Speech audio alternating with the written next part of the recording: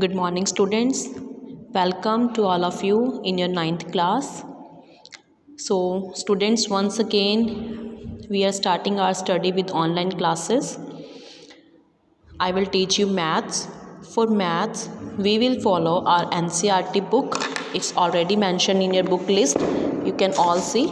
This is your maths textbook referred by NCERT. So, all of you firstly purchase the book if you have not taken, so that you can go with your study continuously. Okay, so today we will start with chapter number 1, that is number system. Okay, in your syllabus we have divided your syllabus. For April month we will do 3 chapters. Chapter number 1, number system, second chapter polynomials, and then chapter number 5, introduction to Euclid's geometry. Okay, so today we will start with chapter number 1, that is number system. As students, already you have discussed about the numbers in your junior classes. You already have read about the natural number, whole number, integers, and a little bit about the rational number. Now we will do in detail about the rational number and the irrational number. So firstly, all of you see, here I have drawn a number line. This already we have done in 6th, 7th, 8th standard.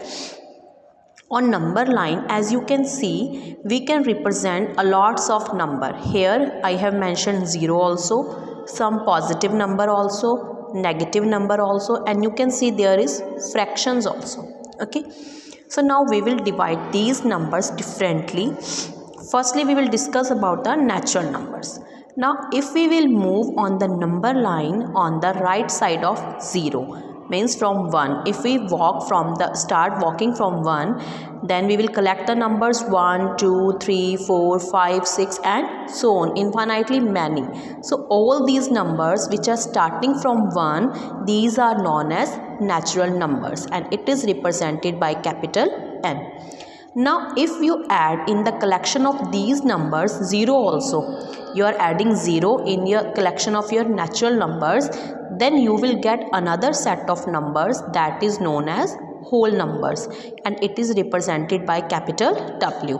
0, 1, 2, 3 and so on. Now if we are moving on the left side of 0, then you can see here some negative numbers are there, -1, -2, -3, -4, and these are known as integers. Okay, it is represented by capital Z. About integers you have learned in 7th and 8th standard.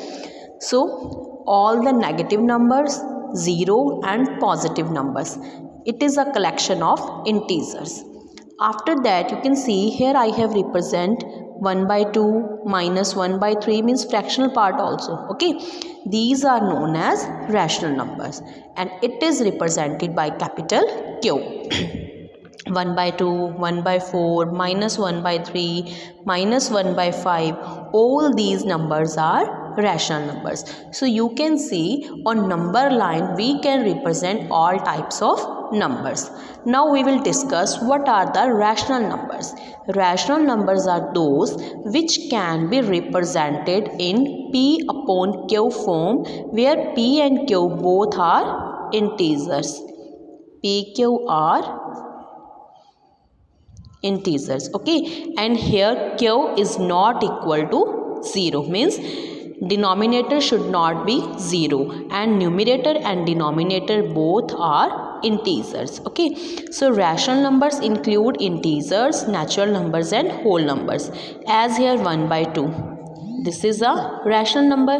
Now if I am taking any natural number, suppose I have taken 5, so 5 is rational or not?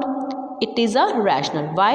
Because 5 can be represented as 5 upon 1. So any number which can be represented in P upon Q form, where Q is not equal to 0, is rational. So here 5 is also a rational number. Then whole number, if we are talking about 0, 0 can be written as 0 upon 1, so this is also a rational number. 0 can be in numerator, but it should not be in the denominator. Okay, so these are the basics of this chapter, and especially for first exercise, exercise 1.1. Now in your exercise 1.1 we have some questions. As Is 0 a rational number? Now only I have told you that can you represent it in P upon Q form, where P and Q are integers. So we will write yes, 0 a rational number, because 0 can be written as 0 upon 1. Okay, so we can represent this in P upon Q form. Next is you have to find 6 rational number between 3 and 4, or between 3 by 5 and 4 by 5. Means you have to find the rational number between any two natural number or integers, or between any two rational number. So how to find this already we have discussed in previous class. Once again I will tell you. The simple method is to equate the denominator. Suppose here I have to find the rational number between 5 and 6. 5 rational numbers I have to find. Okay, so firstly I will equate the denominator of 5 and 6. Here denominator of 5 is 1, and here denominator of 6 is also 1. Now I have multiplied both by 5. Okay, 5 into 5, 1 into 5, that is 25 upon 5, and it becomes 30 upon 5.